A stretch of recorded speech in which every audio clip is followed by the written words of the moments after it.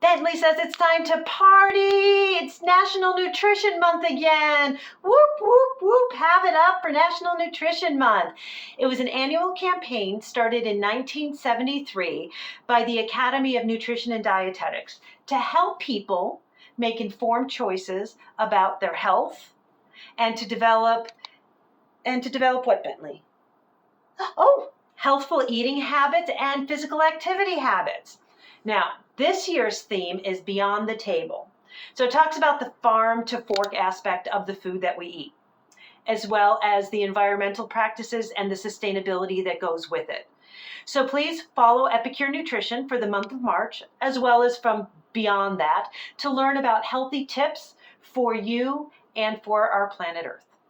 This is Karen Buchalt with Epicure Nutrition, and follow us and contact us for any questions.